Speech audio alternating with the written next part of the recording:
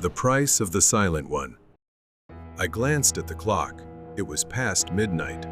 I thought it was time to head home.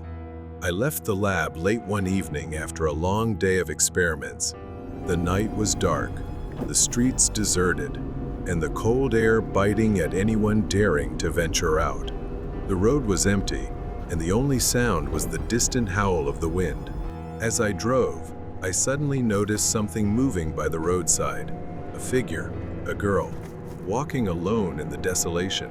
She seemed disoriented, wearing a red coat, her head bowed, and her posture rigid, standing out under the dim light. Something about her felt off, so I slowed my car and came to a stop. I asked her if she was okay. "Do you need a ride?" The girl didn't reply. She kept walking, her steps slow, as if she didn't even notice my presence. Finally, the girl stopped, and she slowly turned around. She had a beautiful face, but her skin was deathly pale, with an expression of anguish, as if she had forgotten how to smile forever. She asked for a ride and said she was on her way home. I politely hesitated at first, but then I agreed to give her a ride. I drove along the dark road as the girl sat silently in the back, staring out of the window. As I drove through the town, approaching an old cemetery, the girl's behavior suddenly shifted. She began to grow increasingly agitated. Suddenly, she started clawing at the car window with her nails, screaming hysterically as if she were desperate to escape. She shouted, "Let me out! Let me out!" Panicked and unsure what was happening, I scrambled to unlock the door. She flung the car door open and bolted towards the cemetery. Her speed was unnatural, almost too fast, disappearing into the night. I got out of the car, calling after her, but she was gone, leaving me standing alone in the eerie silence of the darkness. Confused, I drove away, chalking the incident up as nothing more than a strange encounter. A few nights later, I drove home along the same route, but every night, something strange and puzzling happened. I encountered her again, asking for a ride.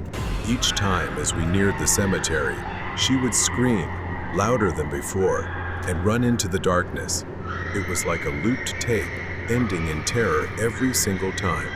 My curiosity grew, and I began to wonder if I was witnessing something from another world. After 4 consecutive nights of experiencing the same bizarre encounter, I couldn't ignore her strange, repetitive behavior anymore. I was haunted by thoughts of what might be happening at the cemetery, and the image of her running remained etched in my mind. The next day, I decided to visit the cemetery to investigate. I began noticing the old, weathered gravestones, a strange sensation settling over me as I surveyed the area. After some searching, I stumbled upon a gravestone bearing the name Lydia Ward. What shocked me even more was the image on the grave. It was the girl who had asked for a ride. I was frozen in disbelief.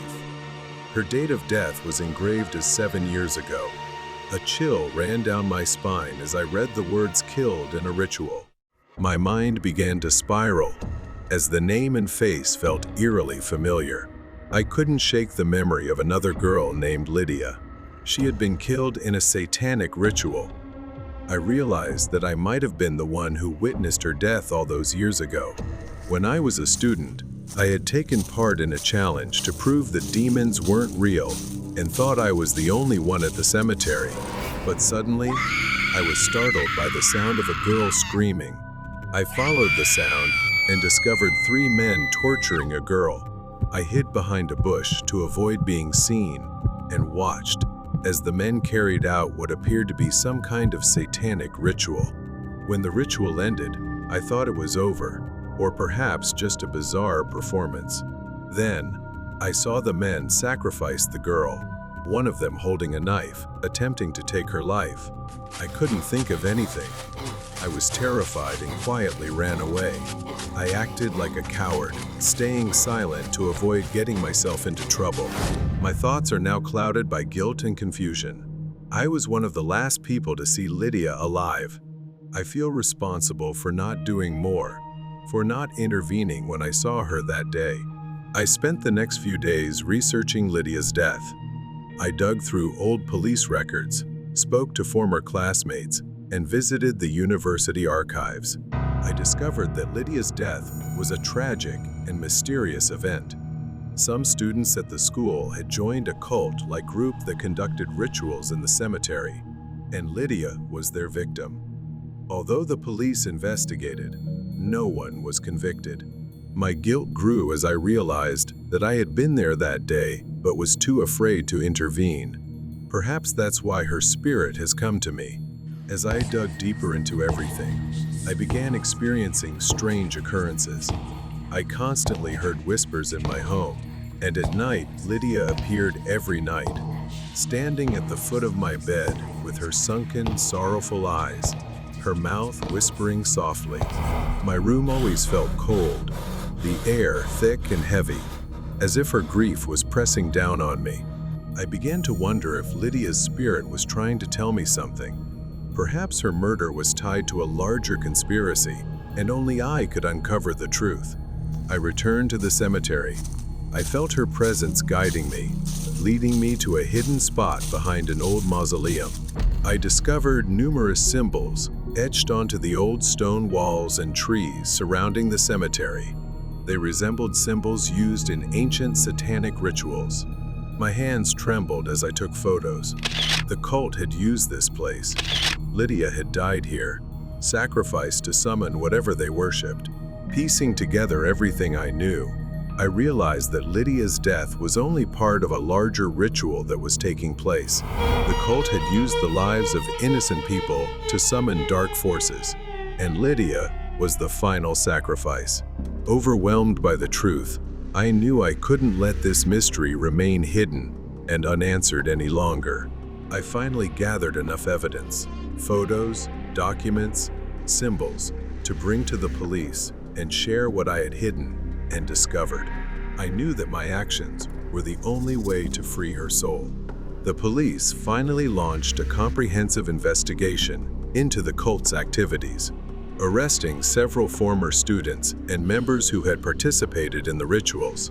In the end, justice was served for Lydia, and her soul could finally rest after 7 years of torment. In the final moments, I visited Lydia's grave once more. This time, as I stood before her grave, I felt a sense of peace wash over me. By uncovering the truth, I had redeemed myself, and now I could let go of the guilt that had haunted me for so long.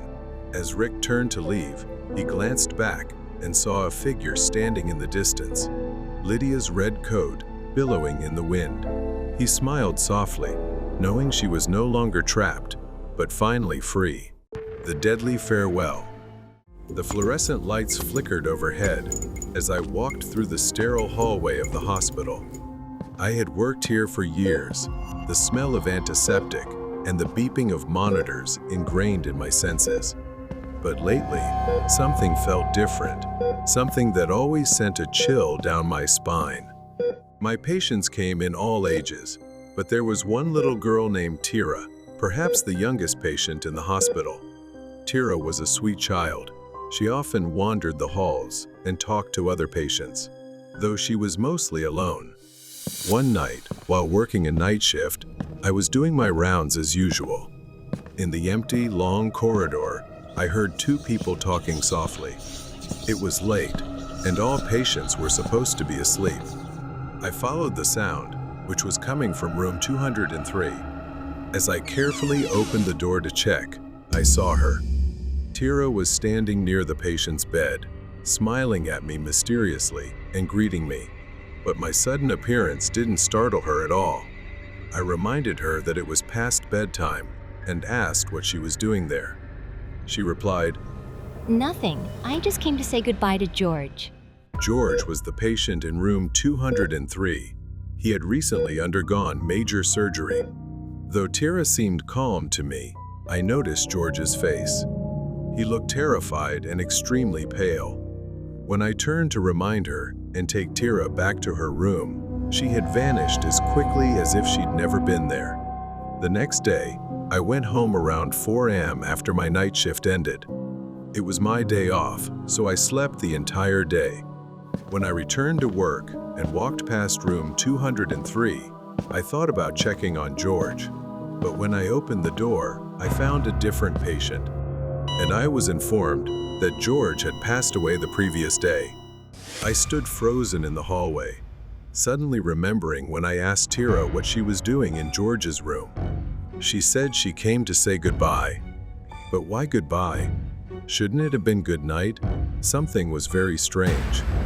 Every time I encountered little Tira, I would find her wandering the empty hallways at night, talking to someone or entering a room.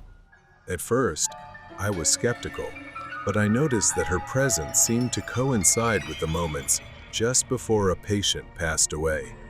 Could she possess the strange ability to know when someone was about to die? Then I searched the hospital records.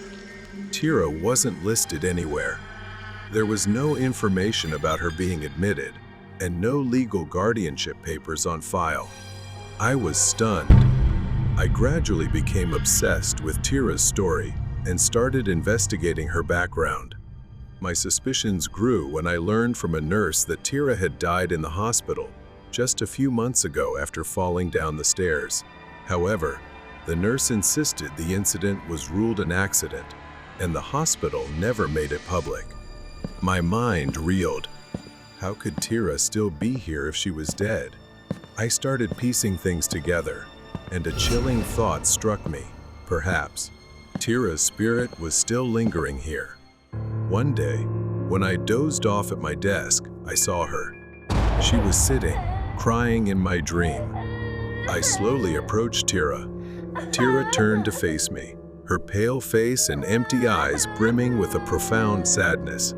She said, I've been waiting for you, Dr. Cooper. You're the only one who can help me. I stood frozen, the air thick with fear, or perhaps confusion.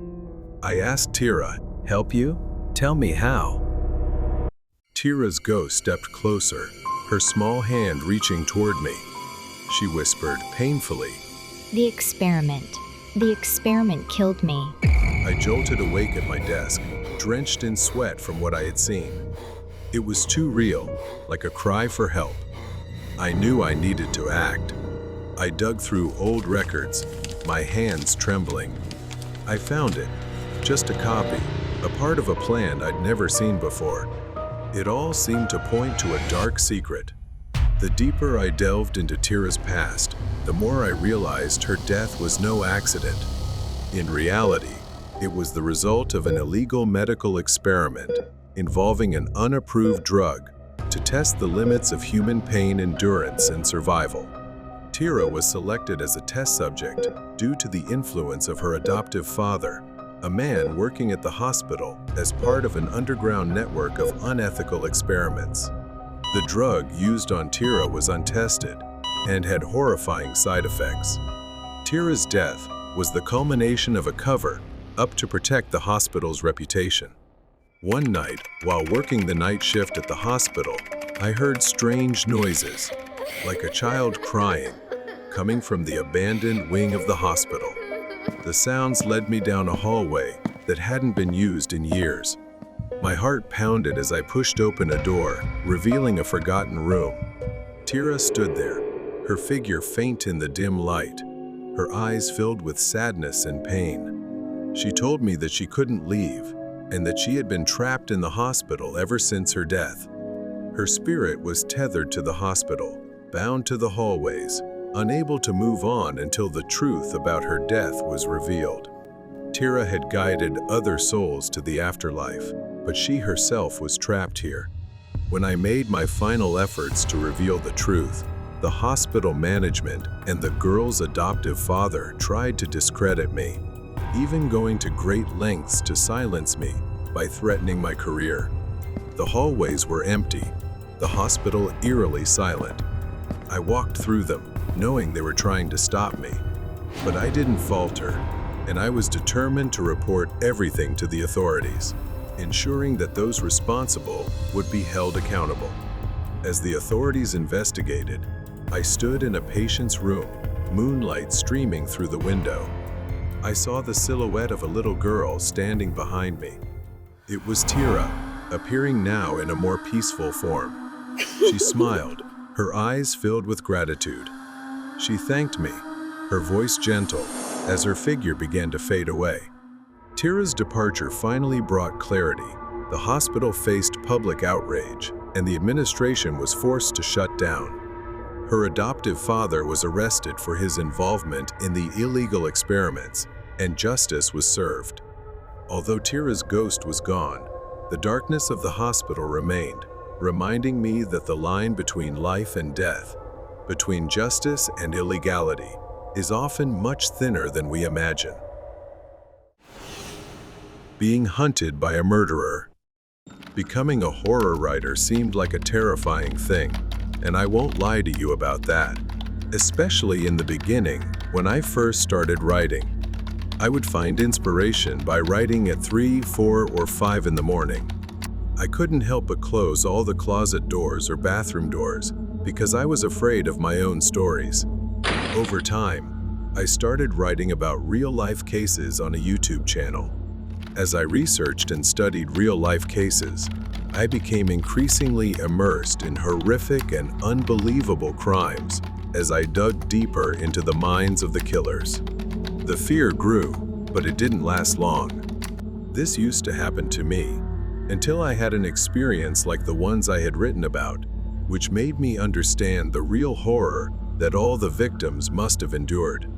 As usual, that day, I took a can of apple soda from the fridge, took a sip absent-mindedly, but that day I felt restless. There was a change in the air, a sense that something was off. I went back to my room. What I didn't know at the time, and wouldn't have realized if I hadn't checked the camera, was that I wasn't alone. Someone was watching me through the window, but I brushed it off, convincing myself that it was just my imagination. The phone rang, startling me out of my thoughts. It was a call from my girlfriend. I picked up and told her I'd see her tomorrow. But something was off. Even as I spoke to her, my eyes kept drifting toward the window. It's just the darkness, I told myself. I hung up, trying to focus on my work again. And then, without warning, the lights flickered and went out. Power outages in this old building weren't unusual, but tonight, it felt different. I stood up from my desk and went down to the basement to check the fuse box. I fumbled around for a flashlight, but it seemed to have disappeared. The house had become eerily silent as I slowly descended the stairs.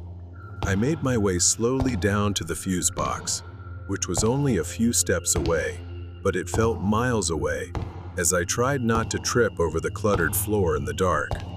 When I reached it, I reached out and found the light switch had come back on, and I breathed a sigh of relief. I started walking back toward the stairs with a little more ease. Then suddenly, I heard a noise coming from the fuse box behind me, so I turned around and what I saw, I couldn't believe. A figure was in my house, the silhouette of a man. He wore a strange, eerie mask and was dressed head to toe in black. In an instant, the basement went completely dark again. I couldn't see anything, and I became desperate, so I ran as fast as I could up the stairs. But in my attempt to hurry, I slipped and fell back down the stairs, landing in the basement with the intruder. My leg throbbed with pain. For a moment, I couldn't get up because of the excruciating pain and fear. So, I crawled backward and leaned against the wall to hide in the only light source in the basement, a small beam coming from a tiny window. I tried to stay silent, not making a single sound. His footsteps were right beside me, getting closer and closer. Step by step, he was getting closer, and I could feel everything. Then the footsteps stopped beside me. I didn't hear any more footsteps. Instead, I heard his breathing. His breath sounded heavy, perhaps because he couldn't get much air through the large mask he was wearing. I thought about fighting him, but I won't lie, I was truly terrified. The footsteps began to move away. He was searching for me. I took advantage of the moment when he moved farther away and started crawling up the stairs very slowly. I didn't realize that the basement key was still in my pocket, but due to the friction, it slipped out of my pants pocket. By then, it was too late. He ran towards me, grabbed my leg, and started pulling me back. "You want real horror, don't you?" He mocked and threatened. "You want to write about it, but now you'll have to live with it."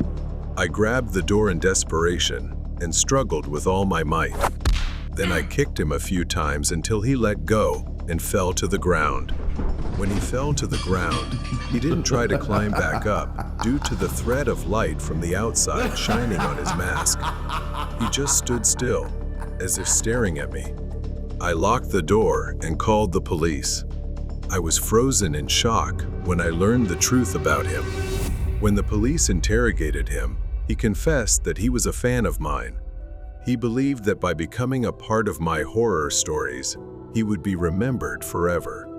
He wanted to become a legend in the stories I wrote. The mask he wore was to see himself as a character in the story. But that was only part of the truth. The man was a dangerous killer on the run. Since that day, every time I write a horror story, I think of him in fear and in the terrifying moment when I thought I wouldn't escape that situation, even for just a few seconds. But fortunately, I made it out alive. The deadly farewell. The fluorescent lights flickered overhead as I walked through the sterile hallway of the hospital. I had worked here for years, the smell of antiseptic and the beeping of monitors ingrained in my senses. But lately, something felt different, something that always sent a chill down my spine. My patients came in all ages, but there was one little girl named Tira, perhaps the youngest patient in the hospital. Tira was a sweet child. She often wandered the halls and talked to other patients, though she was mostly alone. One night, while working a night shift, I was doing my rounds as usual. In the empty, long corridor, I heard two people talking softly. It was late, and all patients were supposed to be asleep. I followed the sound, which was coming from room 203. As I carefully opened the door to check, I saw her. Tira was standing near the patient's bed, smiling at me mysteriously and greeting me. But my sudden appearance didn't startle her at all. I reminded her that it was past bedtime and asked what she was doing there. She replied, Nothing. I just came to say goodbye to George. George was the patient in room 203. He had recently undergone major surgery. Though Tira seemed calm to me, I noticed George's face. He looked terrified and extremely pale. When I turned to remind her and take Tira back to her room, she had vanished as quickly as if she'd never been there. The next day, I went home around 4 a.m. after my night shift ended. It was my day off, so I slept the entire day. When I returned to work and walked past room 203, I thought about checking on George. But when I opened the door, I found a different patient. And I was informed that George had passed away the previous day. I stood frozen in the hallway, suddenly remembering when I asked Tira what she was doing in George's room. She said she came to say goodbye. But why goodbye? Shouldn't it have been good night? Something was very strange. Every time I encountered little Tira, I would find her wandering the empty hallways at night, talking to someone or entering a room. At first, I was skeptical, but I noticed that her presence seemed to coincide with the moments just before a patient passed away. Could she possess the strange ability to know when someone was about to die? Then I searched the hospital records. Tira wasn't listed anywhere. There was no information about her being admitted, and no legal guardianship papers on file. I was stunned. I gradually became obsessed with Tira's story and started investigating her background. My suspicions grew when I learned from a nurse that Tira had died in the hospital just a few months ago after falling down the stairs. However, the nurse insisted the incident was ruled an accident, and the hospital never made it public. My mind reeled. How could Tira still be here if she was dead? I started piecing things together, and a chilling thought struck me. Perhaps Tira's spirit was still lingering here. One day, when I dozed off at my desk, I saw her. She was sitting, crying in my dream. I slowly approached Tira. Tira turned to face me, her pale face and empty eyes brimming with a profound sadness. She said, "I've been waiting for you, Dr. Cooper. You're the only one who can help me." I stood frozen, the air thick with fear, or perhaps confusion. I asked Tira, "Help you? Tell me how." The impersonator of the babysitter. Dylan was home alone, sitting on the couch in the living room, when his mom walked in with Joshua, a thin man who looked nervous. He was 12 years old and believed he was old enough to stay home alone, but his parents insisted on hiring a babysitter. Dylan immediately disliked Joshua, calling him a clumsy loser, a nerd in his head. Joshua tried to be friendly, but his anxiety was clear. His mom handed over the rules for the evening. Joshua had to make sure Dylan ate, didn't stay up too late, and didn't watch horror movies. But Dylan was determined to make everything difficult. He rolled his eyes and agreed reluctantly. Once they left, Dylan turned on a horror movie with gory scenes, deliberately trying to make Joshua uncomfortable. He enjoyed watching Joshua jump at every scare, his face growing paler with each moment. Dylan started suggesting Joshua order a pizza. He almost ran into the kitchen to get away from the TV screen, and Dylan couldn't stop laughing. While he was on the phone ordering, a new, wicked idea popped into Dylan's head. After a while, they got their pizza. But as Dylan observed, something was off in Joshua's behavior. He seemed too anxious, constantly looking over his shoulder and jumping at the slightest noise. Dylan found this strange but shrugged it off, still focused on achieving his goal. Bored and wanting to scare the babysitter, Dylan suggested they play hide and seek in the dark. He thought Joshua would be desperate to escape the horror movie and agreed without hesitation. Things started to get strange. While in the bathroom, Dylan heard the doorbell ring, but he was a little surprised since the pizza was delivered so early. But when he stepped out, he saw Joshua staring at the front door with a scared expression, saying no one was there, and he thought it was the pizza delivery guy. The game started, and Joshua went to hide. Dylan found him after 5 minutes. Dylan asked, "Why didn't you try hiding in the basement?" Joshua said, "The dark scares me." In Dylan's mind, the perfect plan continued to form. Joshua began pressing his face into the wall and counting, while Dylan hid, thoroughly enjoying his plan. The boy hid in the kitchen, secretly holding the TV remote, waiting for the perfect moment. As he started searching and approached the TV, the boy suddenly turned the volume all the way up, the sound of a terrifying scene, nearly giving him a heart attack. That was when the boy thought about hiding in his parents' closet to jump out and scare him. Dylan quietly tiptoed towards the bedroom, opened the closet, and that's when everything went still. Inside the closet was a dead body. It was a man with his head wrapped in a plastic bag, seemingly suffocated. Dylan, in a panic, tried to understand the situation, and suddenly I noticed a wallet sticking out of the man's pocket. The boy reached for it. He found an ID card that read Joshua Miller. If his babysitter, Joshua Miller, was dead in the closet, then the boy had no idea who he was playing hide and seek with. There was a killer in his house.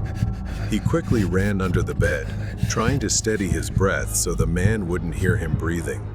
A pair of feet entered and stopped right in front of the open closet. "Congratulations. It seems like you found your babysitter," he said. Dylan realized that the game he had set up just minutes ago had now turned into a survival mission, as his life depended on it. The man pretending to be Joshua revealed himself to be Kyle.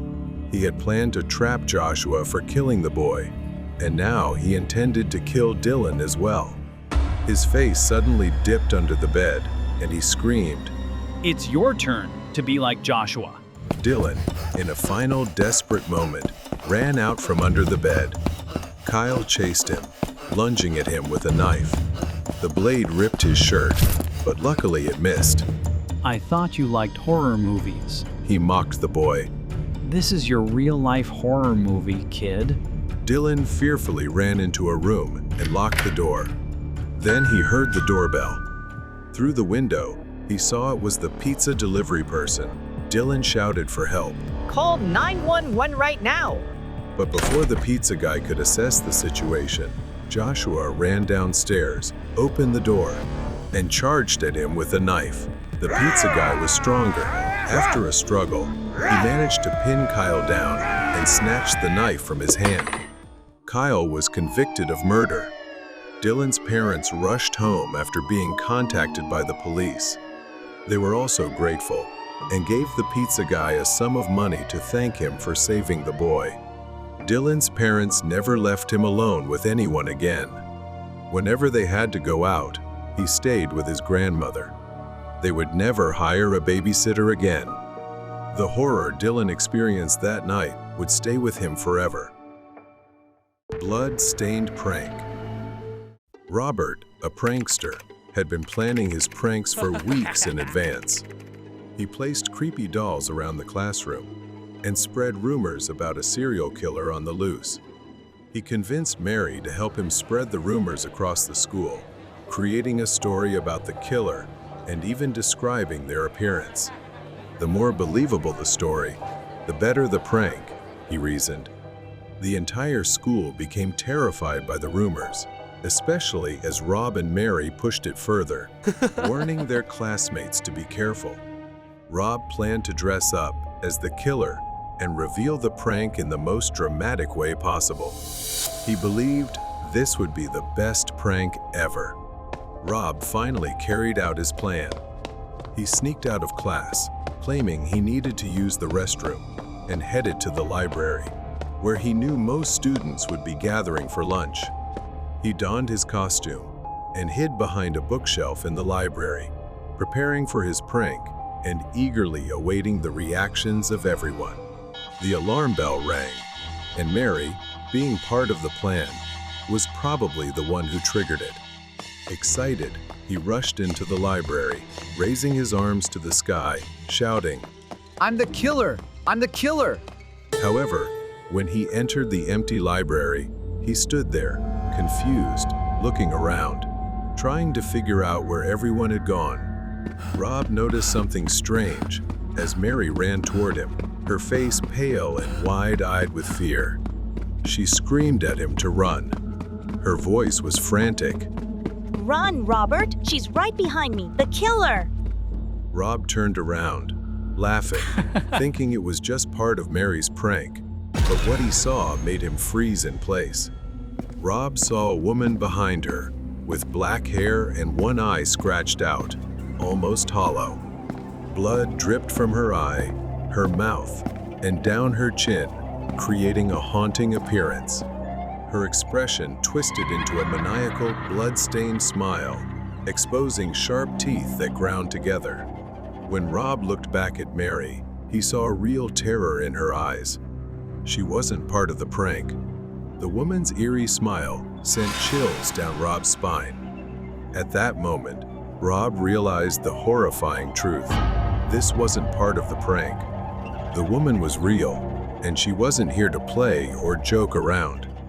The woman lunged at Mary, knocking her to the ground. Rob was paralyzed with fear, staring as the woman bit into Mary's neck.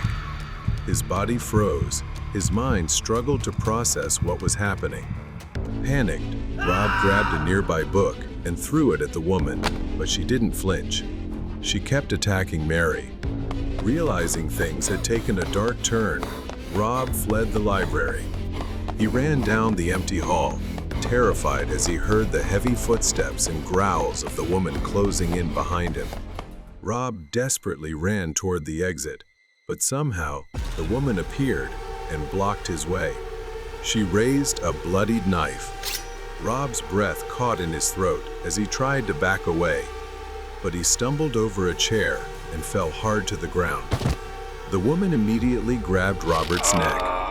Rob struggled to breathe as his vision blurred while she tightened her grip. With all his remaining strength, Rob kicked her off, then sprinted toward the emergency exit, only to find it locked from the outside. He panicked as he realized he was trapped. The woman's maniacal laughter echoed down the hallway as she slowly advanced on Rob, the knife still raised. Rob desperately wanted to escape. As he neared the door, thinking he was about to escape, she swung the knife and slashed at his arm before he could flee. The woman continued laughing as Rob collapsed to the floor, unable to move. The scene was chaotic, like something out of a horror movie. As Rob drifted unconscious, he heard her final words echo in his mind. The last one, you will be the last. He passed out, but his fate was sealed. The next day, news outlets flooded with reports of a school massacre where several students and staff had been killed.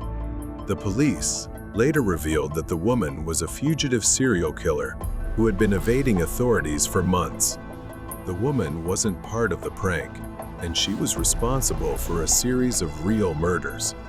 She was a serial killer who had been hiding in the school for days, waiting for the perfect moment to strike. After the massacre, a few people managed to escape, and some survivors, including Rob and Mary, were found. Both were treated in the hospital for severe blood loss. When Rob woke up, he was haunted by the nightmare that his prank had turned into a real-life massacre, and he knew he would never escape the terror of those final moments. The murderer on Christmas night. Christmas is usually a time of peace and joy, but sometimes it's when the strangest and most terrifying things can happen. The story is about when I was a child. At that time, to be honest, Christmas wasn't my favorite holiday. Sure, the gifts, food, and Santa Claus were great, but somehow, all of that always felt empty to me. While everyone was gathered talking, I went to the dining room to play alone, and that's when everything started. At that time, I thought maybe I had watched too many horror movies, but I swear I saw someone through the window. A shadow passed by the window, just for a second. It was a person, but their face wasn't normal. The man wore a grotesque, demon-like mask. I froze in place. I moved closer to the window to see better, but there was nothing there. I thought maybe it was just my imagination. Then, suddenly, the man lunged forward with the mask, his mouth twisted into a wide, grotesque grin. He gently tapped on the window and pointed at the front door. After that, he moved away from the window and walked toward the front door. A few seconds later, someone began knocking on the door. I ran to warn my dad, but he brushed it off, thinking it was just Uncle Henry bringing in beer. He even joked that I was probably imagining everything because I was bored. My dad hesitated as he stepped toward the door, reluctantly opening it. It was Uncle Henry, which confused me even more. I didn't know what was going on. Despite Uncle Henry's comforting presence, the strange feeling I had didn't go away. I didn't know what to say anymore. I was scared, but my dad seemed to think it was just a prank. My body trembled as I went back upstairs, locked the door, and shoved a chair under the doorknob, trapping myself in my room, trying to escape the growing fear inside me. As night fell, and the family gathered outside to watch the fireworks, I stayed inside, staring out of my bedroom window at the bright lights. Suddenly, someone began knocking on my room door. I was about to open it when I realized something was wrong. I looked back out the window. My mom, dad, grandparents, and uncle were all downstairs. So, who was knocking on the door? I stepped toward the door, my hand trembling as I touched the doorknob. I paused for a second, then looked through the peephole. It wasn't my parents. It was him, the man wearing the demon mask. His voice was deep, but I could still hear it clearly. There was no mistaking it. He insisted that I let him in, promising me horrors if I refused. He even taunted me, threatening to kill me like he had with other children. Terrified, the first refused to open the door, only to hear the door starting to splinter as the masked man tried to break in. I screamed for help, but they outside didn't know the danger lurking inside. In a desperate attempt to cry for help, at the same time, my parents struggled to open the locked back door, which had been mysteriously sealed from the inside. They were panicked, unable to get into the house. As the masked man continued pounding on the door, I watched in horror as the wood began to crack. He was close to getting in, and I could feel my life slipping away. The door shattered, and the man, his face still hidden behind the grotesque demon mask, stepped into the room. He grabbed my neck with terrifying strength. My body writhed, trying to escape his grip. My vision blurred, and for a moment, I thought this was it. But then, a loud crash sounded from outside the window. He looked up for a moment, distracted. My dad realized the severity of the situation, climbed the ladder to the window, and threw a rock through it. The glass shattered. Without hesitation, my dad climbed through the broken window and rushed into the room just in time to pull him away. He didn't stop there, though. He took a knife and lunged toward my dad. My dad tried to dodge the strike, but the blade grazed his shoulder painfully. Still, he pushed forward. As my dad desperately fought to subdue him, I grabbed a metal lamp from the bedside table and struck him on the head. He staggered back, dazed. Outside, the sound of sirens could finally be heard. We were saved at last. When they caught the man, he referred to himself as the Grinch. They said he was responsible for many child disappearances around my age, and some bodies had been found and buried in his backyard. Since that day, many months later, I still see a therapist because of that man. Every time I sleep, I dream about what would have happened if I hadn't locked my door. I survived, yes, but the nightmares will never leave me. Encounter with the stranger. Nana was driving alone on a deserted road late at night, eager to get home after a long day. She gripped the steering wheel tightly and turned on some music, hoping it would make the lonely drive a little less daunting. 15 minutes into her drive, the car jerked violently to one side with a loud bang. Her vehicle suddenly shuddered and came to a halt. She pulled over to the side of the road and realized she had a flat tire. Frustrated, Nana stepped out of her car to assess the situation. She crouched down to inspect the tire. It was completely flat. As she pondered how to handle the situation, a low whistle broke the silence in the distance.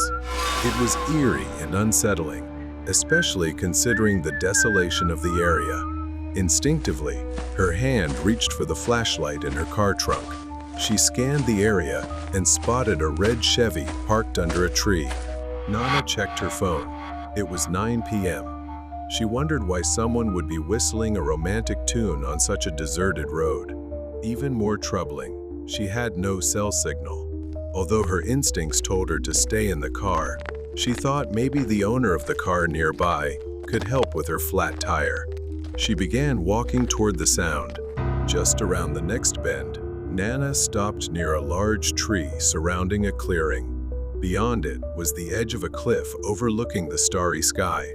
Nana saw a man and a woman sitting under the tree, seemingly sharing a romantic moment by a campfire.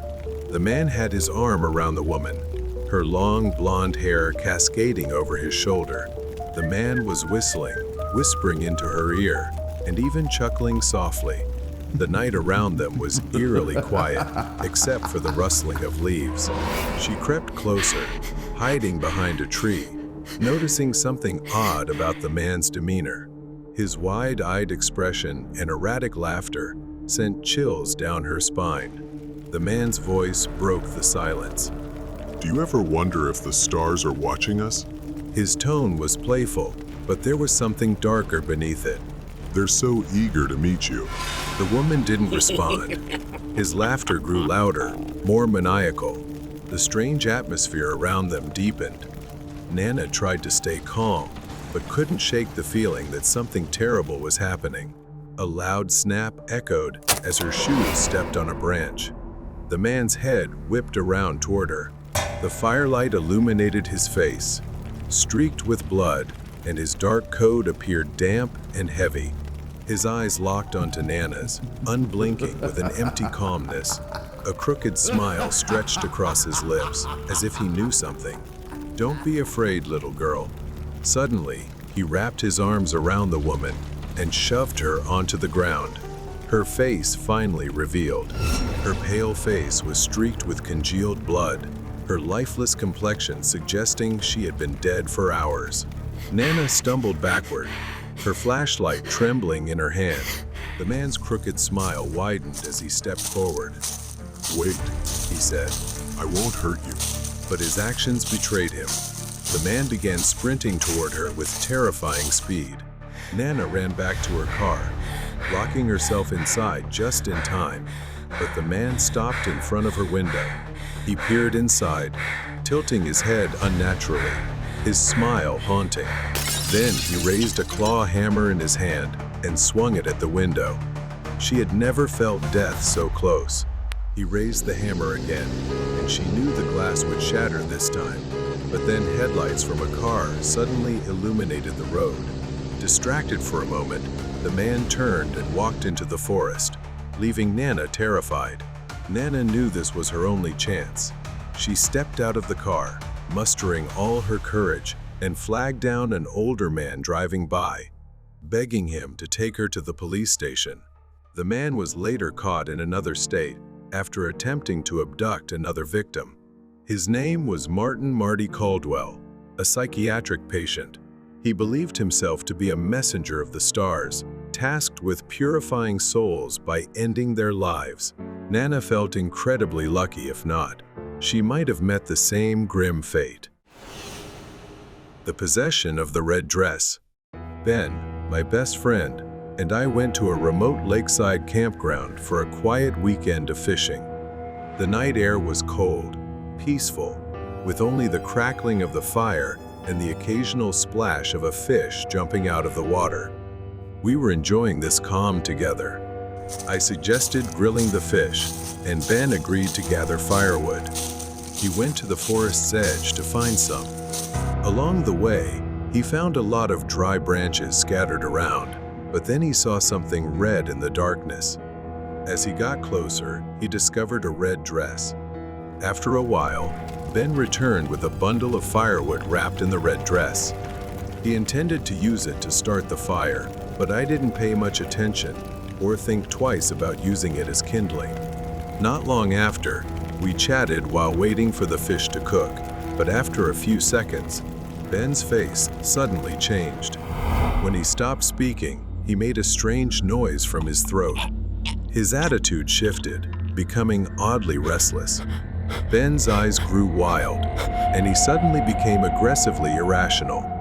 He grabbed the fish from the fire and started devouring it, even though it was still raw, as if he found it irresistibly delicious. I didn't understand why he was acting like that, but I was concerned the fish wasn't cooked. I decided to stop Ben from eating it all, fearing it might make him sick. Ben suddenly went berserk, yelling at me to give him the fish. That's when I realized something terrible had happened. Ben seemed to have lost his mind and control. Panicking, I had to restrain my friend. Eventually, I managed to calm Ben down, and he fell asleep. I was about to leave, planning to take him to the hospital to make sure he was okay. Since the situation seemed to have passed, I decided to take Ben home. It looked like it might rain, so we quickly left. It started pouring heavily. As I drove back, I couldn't shake the feeling that something dark had been awakened by the red dress. Ben went home to his wife, but things got worse. That night, Ben started sleepwalking. something he had never done before. In the late hours, his wife was awakened by a strange noise. She saw him rummaging through the closet. He kept saying, "Wait for me," throwing clothes around, not responding to his wife, until he found his wife's red dress in the closet. Ben pulled it out and stared at it for a moment, then decided to put it on and went to bed, as if nothing had happened. His wife assumed he was just sleepwalking, so she said nothing. Ben's wife noticed that things were becoming increasingly strange since Ben went fishing with me, so she came to me for help. I returned to the lake, hoping to uncover or find something. I built a large fire to keep wild animals away from the old campsite. I returned to the old campsite. I was shocked to see that the dress was torn and scorched, yet still strangely intact, as if it had been deliberately left there. I realized the rain must have put out the fire that day. I walked through the forest to the places near where we had fished.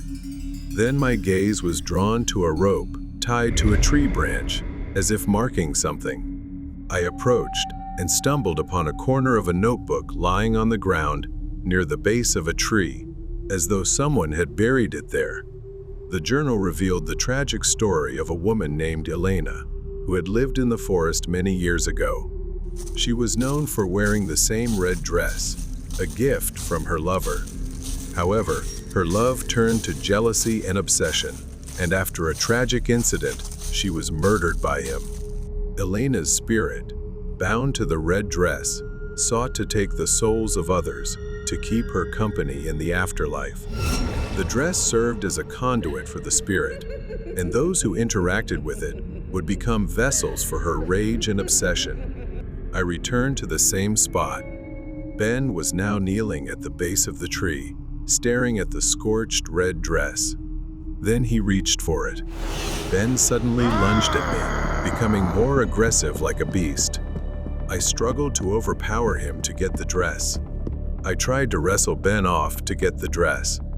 Desperate, I grabbed the red dress and threw it into the fire I had built earlier.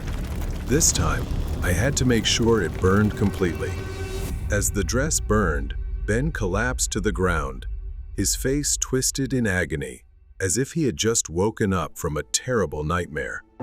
Ben's eyes were filled with confusion and horror as he stared at the dress still burning. In the days that followed, Ben tried to return to normal life, but he remained haunted by the red dress and the woman in the forest. Every time he saw the color red, he became terrified. After everything that happened, I too was affected by what I had witnessed, but I tried to forget it, believing the worst was finally behind us. The graveyard shift.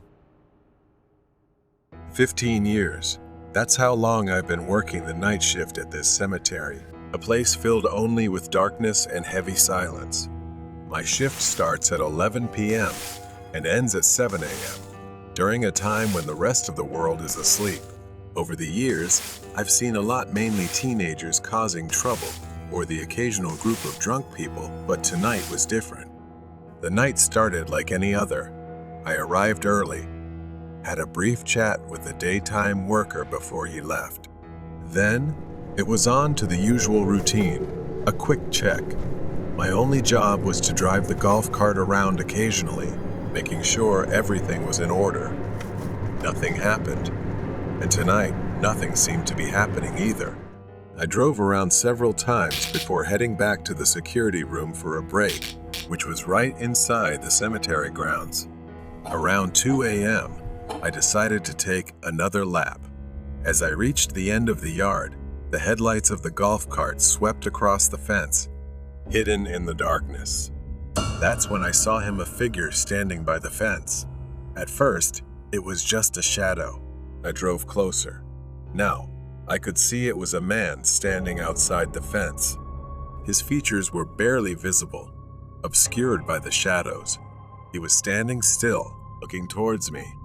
I didn't want to confront him, not yet, so I decided to circle the parking lot, hoping he'd be gone when I returned. But when I came back, he was gone. A deep sense of unease began to settle in. I got out of the cart, slowly, scanning the area again to make sure he hadn't snuck in. But everything seemed normal. Nothing was out of place. So I continued my patrol, passing through the entire yard, which took about 15 minutes. Sometimes I would slow down just to make the time go by faster. 15 minutes later, I got back in the cart and returned to the same spot. He was there again, but this time, he was inside the cemetery, standing on the gravel path.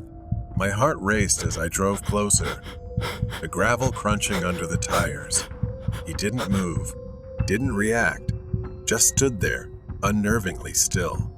I got out of the golf cart and started walking toward him. He looked like a man in his 40s, his clothes dirty and old.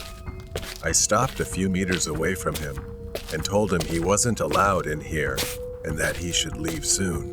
I spoke, but he didn't respond or even turn his head to look at me.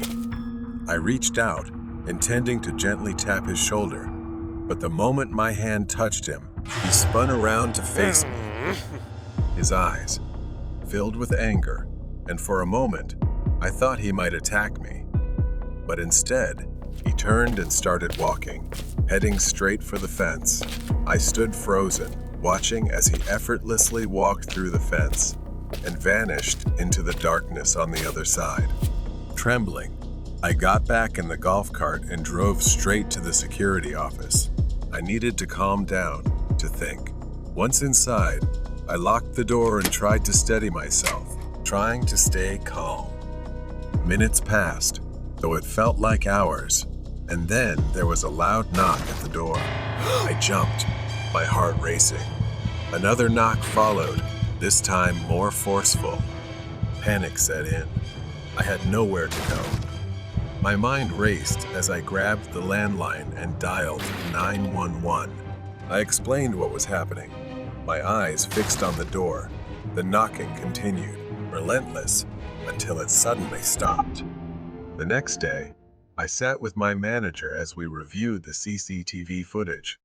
The grainy black and white video played on a small screen, showing the man I had seen the night before. What I saw was horrifying. Just minutes after I entered, the man I had seen in the yard walked to the door. He stood there, motionless, for almost 15 minutes before he began pounding on the door. In his hand, he held something, but the footage wasn't clear enough to tell what it was. It looked like a metal rod or pipe. He was never identified, and I haven't seen him again since that night, but the memory of that night still lingers with me. Every time I drive past the cemetery, I find myself glancing over my shoulder, hoping he never appears again. Strange disappearance.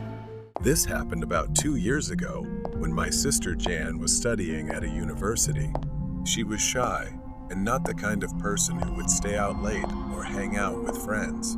One day, she went to school as usual. It was 5:00 p.m. and Jan hadn't come home yet. I thought she was probably studying since she was always so diligent.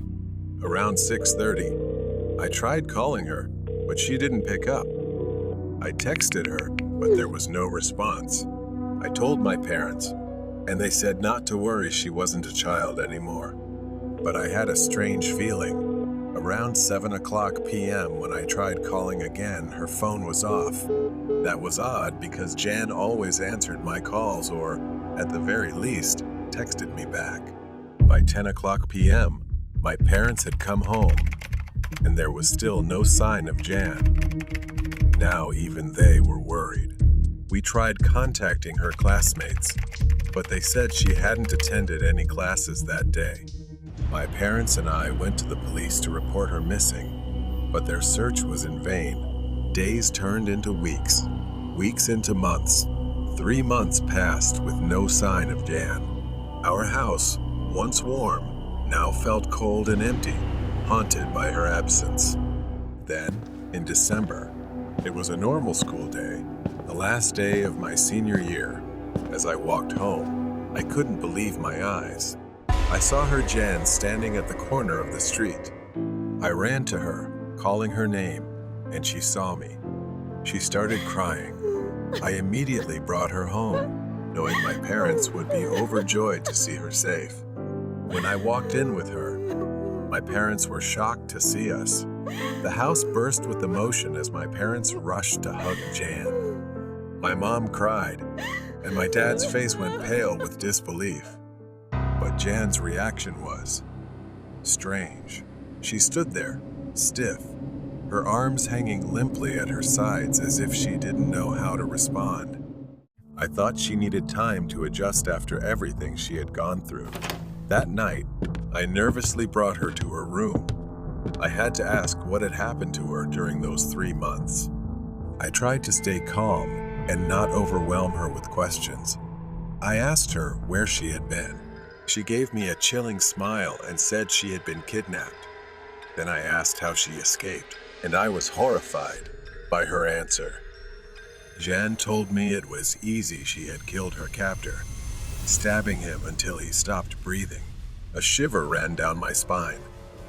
The way she said it, without any emotion or compassion, this wasn't the Jan I knew. The days that followed were strange. Jan seemed more distant than before.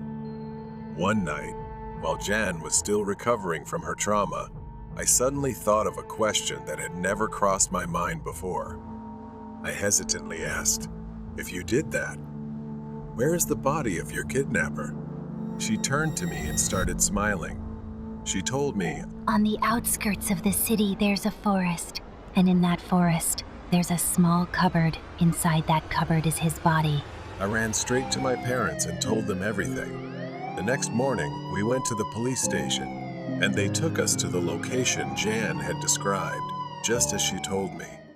The forest was dark and overgrown. We arrived, and there was a metal cupboard in the woods, just as Jan had said. The police opened it and found a rotting corpse, wearing the clothes and belongings of my sister, Jan. I couldn't believe my eyes. As I watched, the police took the body for forensic investigation, and it was confirmed the corpse was indeed my sister. As the truth came to light, fear overwhelmed my family. My parents, devastated, initially refused to believe it, but now everything was clear. That night, I snuck into Jan's room, trying to find any clue about who or what she really was. But when I opened the door, the room was empty. The bed was perfectly made, as if no one had touched it. She was gone, leaving nothing behind. It's been 2 years since that night, and I've always felt sadness and sorrow for my sister. That person, I've never seen her again. I will never know who impersonated my sister or why they did it. And it makes me wonder what would have happened if we had never discovered the truth. That thought is terrifying. Pharmacy obsession. It was a quiet evening. Lily had been working as a pharmacy technician for a few years. It was a simple job, filling prescriptions and dispensing medications. The pharmacy had its regular customers. Some were friendly, while others were a bit odd, but everyone got used to them. Joe was one of those regulars, a man in his mid-30s who came by often. He stood out with his long, disheveled hair and eccentric clothing. Lily had seen Joe and his elderly mother many times. She was always his caretaker, bringing Joe in to get his medication. The mix of drugs he needed included antipsychotics, antidepressants, anti-anxiety meds, and a type of medicine for infectious diseases. Joe always complimented Lily and called her Kitty because she wore a pink bow hair clip. It was harmless, though strange. Lily would politely smile, chat, and give him his medication. He never made her feel unsafe. One day, Joe's mother came alone. She looked tired, older than before. She told them that Joe wasn't well. He had stopped taking his antipsychotic medication and was becoming unpredictable, sometimes even aggressive. She could no longer control him. The court had declared Joe unfit to make decisions, so he was admitted to a mental health facility. Lily felt a bit sad, missing the familiar face, but relieved knowing Joe was being taken care of. For months, they didn't see Joe. The facility's staff regularly picked up his prescriptions, and life at the pharmacy went on as usual. Then, one Friday night, everything changed. It was late. Only she and another female colleague were working. The store was quiet, as it often was on Friday nights. Lily was reading a magazine at the counter. Then, she heard a voice. Hey, Kitty. At first, she didn't look up. After all, she wasn't Kitty, and she figured someone in the store was talking. But then the voice came again, angrier this time. Kitty! Suddenly, a bloodied hand slammed onto the counter in front of Lily, startling her. It was Joe, but something was wrong. He was bleeding heavily. The counter was smeared with Joe's bloody handprint. His face was pale, his eyes wild, like he had lost his mind. Her heart raced, and she slowly backed away from him. Lily's colleague, Jane, hurried over, concerned, asking what Joe was doing there since his medication had already been picked up on Tuesday. Joe didn't answer. He just kept staring at Lily, his voice soft but filled with dangerous intensity. He said he wanted to see Kitty and that he missed her. He started moving toward the waist-high door that separated the pharmacy counter from the rest of the store. Panic rose in Lily. Jane tried to calm him down, but Joe kept repeating the same demand, saying he wanted to see Kitty and telling Lily to come closer. She shook her head, fear rising inside her. She refused Joe, saying she couldn't come closer, but he didn't stop, beginning to cry and then scream. He started climbing over the counter, his bloody hands gripping the edge, leaving deep red stains on the white surface.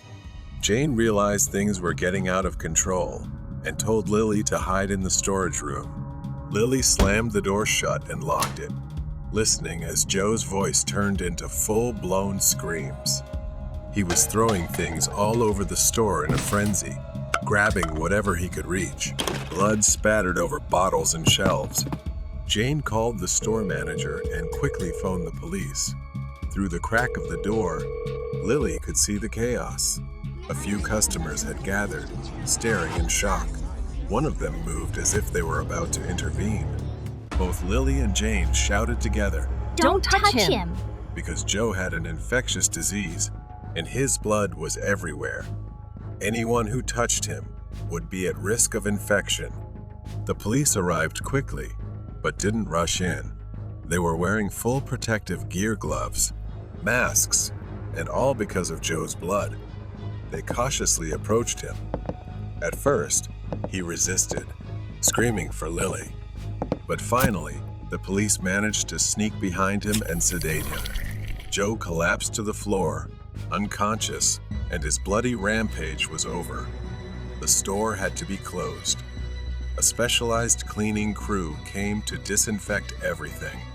A few days later, after the store reopened, Joe's mother came by to apologize. Joe was then transferred to a higher security facility where he would be more closely monitored. The smell of blood and the fear still lingered in Lily's memory. She hadn't seen Joe since that night. She heard that Joe's mother had considered suing the care facility for negligence, but she didn't follow up on what happened next. She just continued her work, but she would never forget him. Stalked by the clown at the chicken shop. I was working full-time at a chicken shop. Not exactly the job I wanted, but it was enough to get by. Most evenings, I survived on leftover chicken, and then that Saturday night happened. It had been a long and exhausting day. The restaurant was packed from morning until late at night. As I was cleaning up, my feet aching, I noticed him sitting alone at a table in the corner, waving frantically. At first, I thought he wanted to order, so I walked over, trying to smile. But as I got closer, I realized he wasn't a normal customer. He was a mime, grinning widely, dressed in the classic black and white striped outfit, his face painted ghostly white. He didn't say a word. He just performed. I guessed he wanted chicken and fries, so I handed him the food without thinking much about it. I was too tired to care. His expression twisted with irritation the moment I gave him the tray. His grin morphed into a frown. He suddenly stood up and threw a few fake punches into the air like a boxer. Exhaustion overwhelmed me. I told him to leave, but his face darkened even more.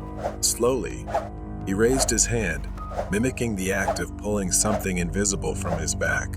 He stared at me without blinking, slashing the air with the invisible object. I played along, pretending to throw an imaginary stone at him. He staggered back, clutching his head as if I had struck him, then dashed out the door. I laughed at the absurdity of it.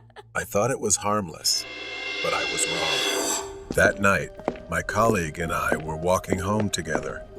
I told him about the mime, and we laughed as we walked. But as we approached the building, I saw something, or rather, someone standing in the shadows of the hallway. A figure, dressed like the mime. I froze, staring, but chalked it up to my tired imagination. A few days later, after another late shift, I stepped outside.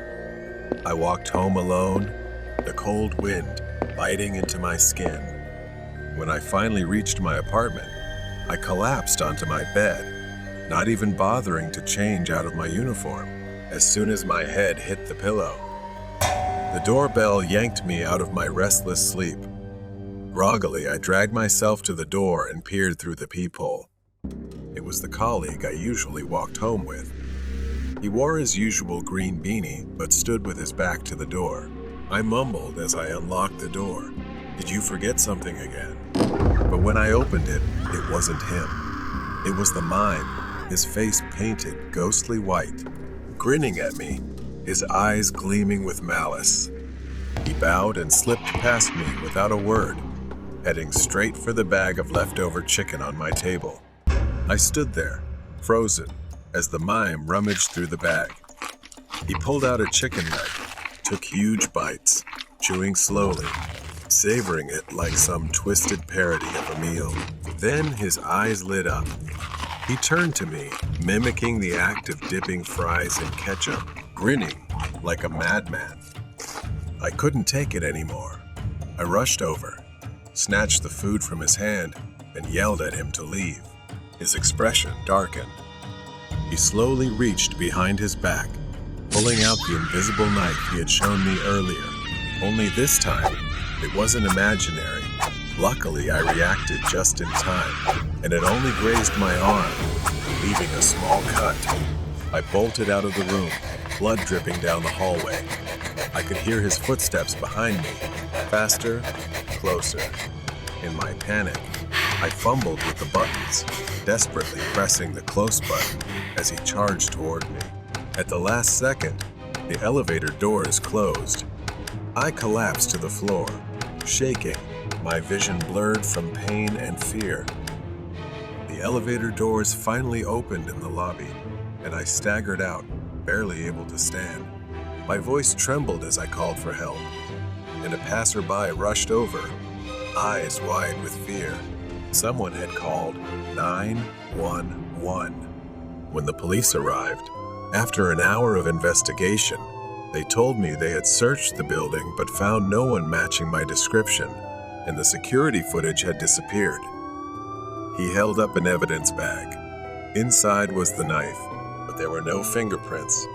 They couldn't find him, but the weapon was proof that it had happened. After that, I moved away and quit my job. I couldn't step foot in that store again. But even now, I wake up in the middle of the night, heart pounding, hands shaking, and every time I see him in the corner of the room, grinning, holding that bag of chicken. Night at the gas station. That night, snow fell, freezing cold. The wind howled as I drove into the parking lot of the gas station where I worked the night shift. I had been doing this job for a few months now, from 11 p.m. to 7 a.m., as it fit my personal schedule. My coworker's car was the only other vehicle in the lot. I parked next to it, bracing myself for a long night. Nothing but slow hours and an empty store ahead. After greeting my coworker and taking over his shift, I was alone for the rest of the night. As soon as the door closed behind him, I glanced at the task list my manager had left. It was short, just a few tasks that would take less than an hour to complete. Around midnight, a car pulled into the station, catching my attention. It was an old SUV, pulling up to one of the gas pumps. I glanced out the window for a moment before turning back to my phone. A few minutes passed, then 10. I glanced again, surprised to see the SUV still parked there. The headlights were off, the doors closed, but no one had come in to pay or use the restroom. A strange feeling began to creep over me.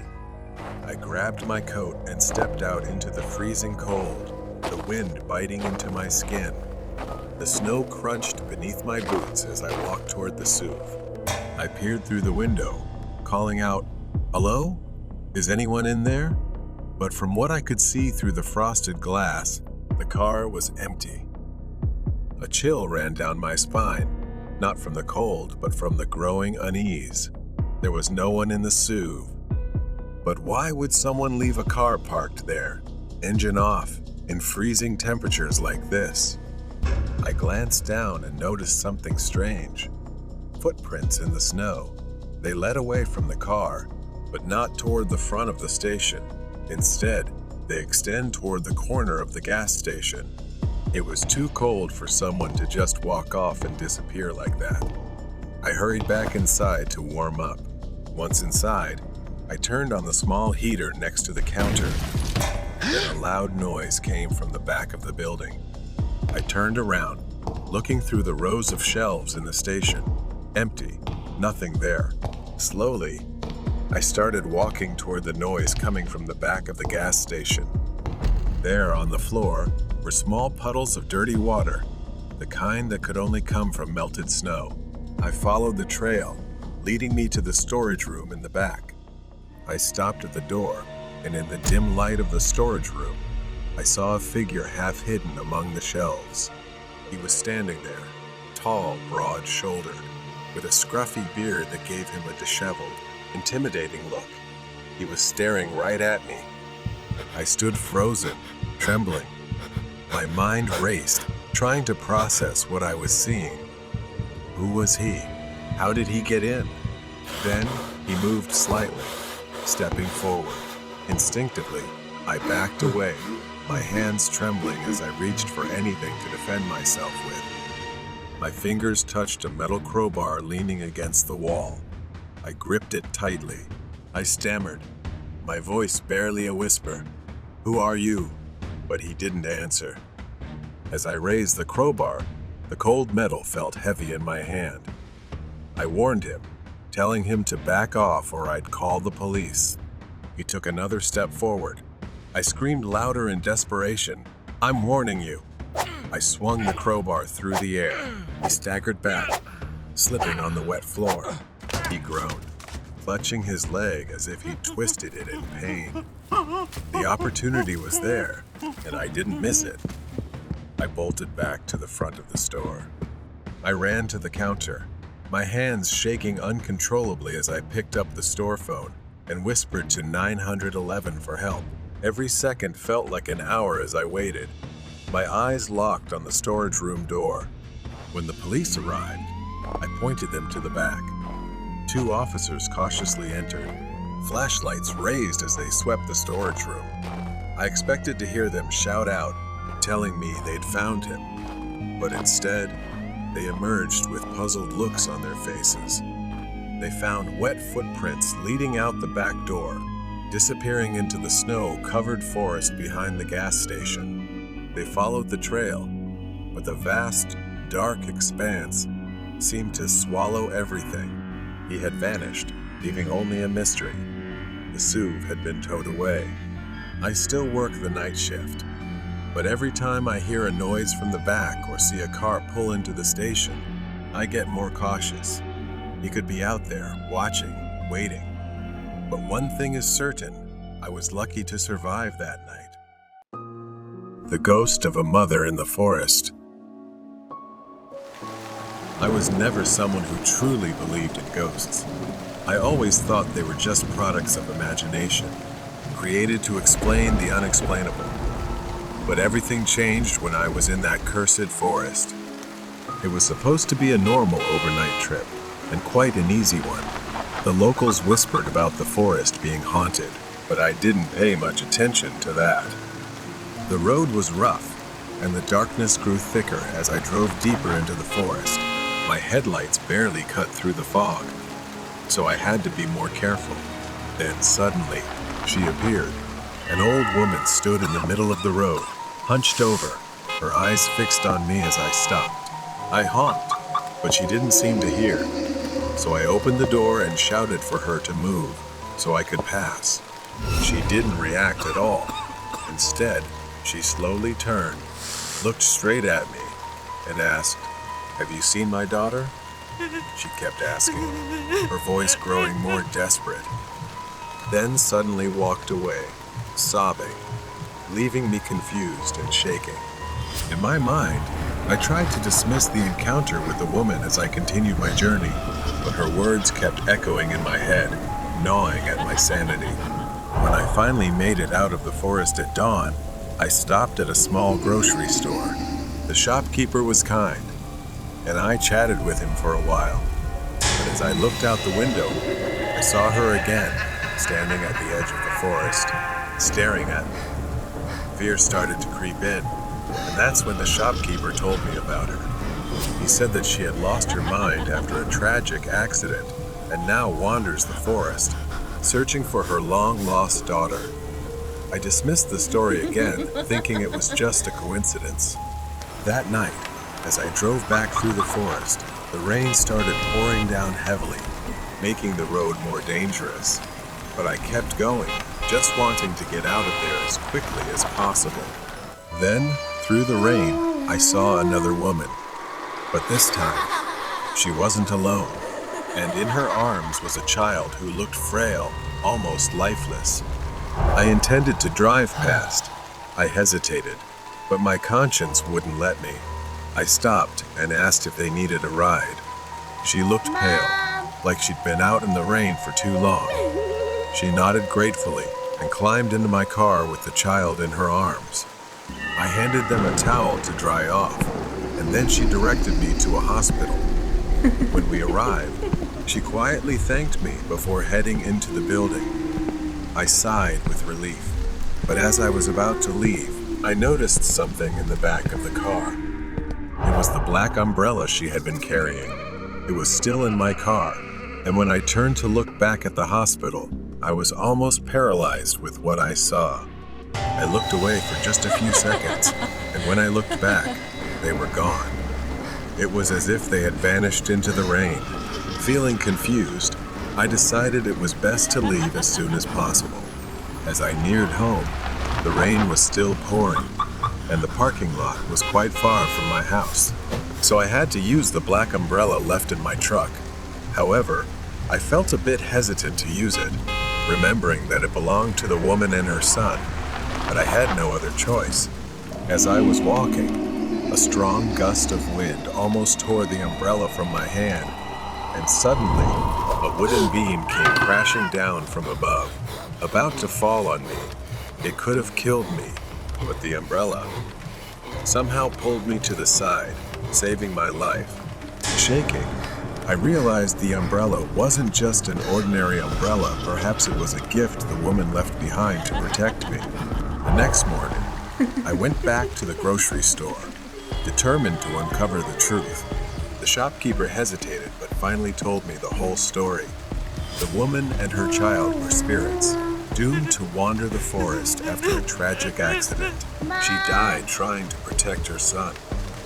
It happened on a stormy night when she was shunned and refused help by passing travelers.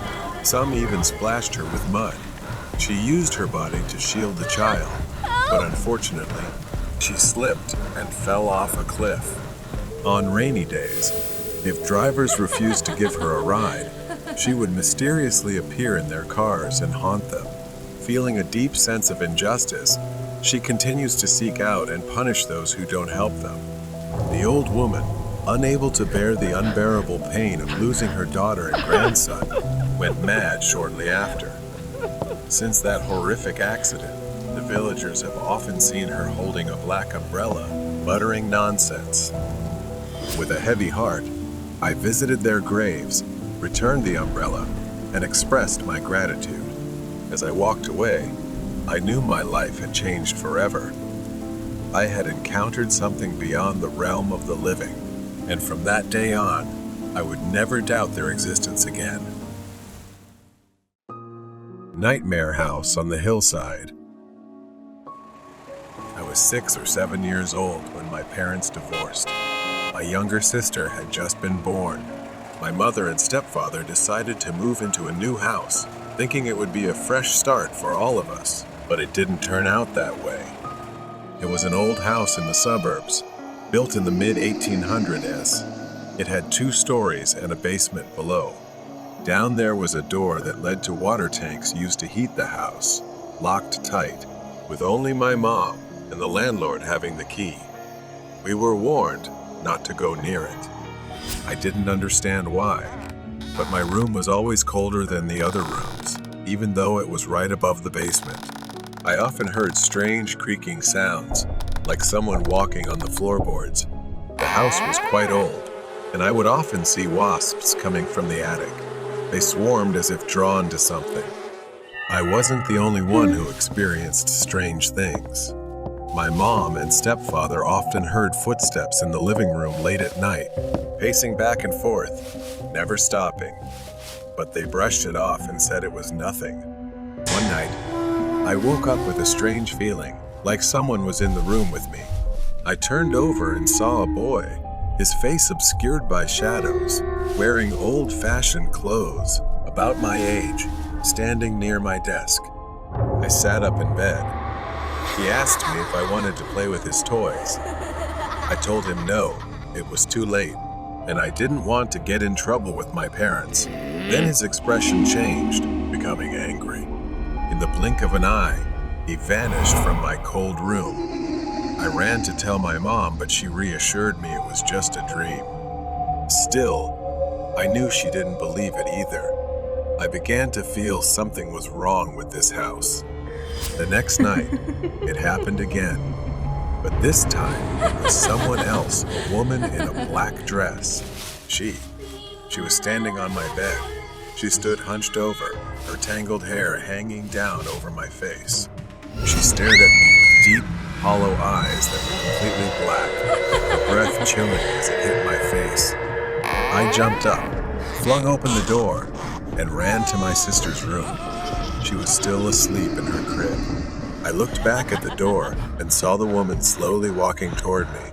As she passed the window, lightning struck outside, and in that moment, the woman disappeared. With each flash of lightning, she would reappear, getting closer to me. I woke up again, back in my bed, drenched in sweat. My heart raced as I tried to piece together what had happened. Was it a dream? But it felt too real. I ran to my mom and stepfather, telling them everything. Their faces went pale as I spoke, but they told me it was just a nightmare. It was a lie they had been telling me ever since we moved into that house. A few days later, we moved out. My mother didn't say why, but I could tell by the way she hurried us out of the house that something had scared her too. It wasn't until many years later that she told me. The landlord eventually confessed what had happened in the house long ago. During the Civil War, a widowed mother and her 3 children lived there. After her husband was killed in battle, the woman's mind shattered. You ever or roll? In a fit of madness, she killed the rest of her family in the living room before dragging their bodies down to the water tank room in the basement. These things explained what I had experienced in that house, from the moved items to my toys being displaced. The boy I saw was one of her children, still trapped in the house, either searching for companionship or perhaps seeking revenge. And the woman, the one who stood over my bed, was the mother, her spirit twisted by the horrors she had endured. I often wonder what would have happened if we had stayed in that house. Would we have become part of their story? Would that woman have done to us what she had done to her own children? I will never know. But sometimes, in the dead of night, I still think about that house on the hill and the dark secrets it held. The Weirdo at the Pizza Shop. I am a manager at a pizza shop. It was a typical Tuesday night at the place where I work. We were getting ready to wrap up for the night, and the last customers were finishing their meals.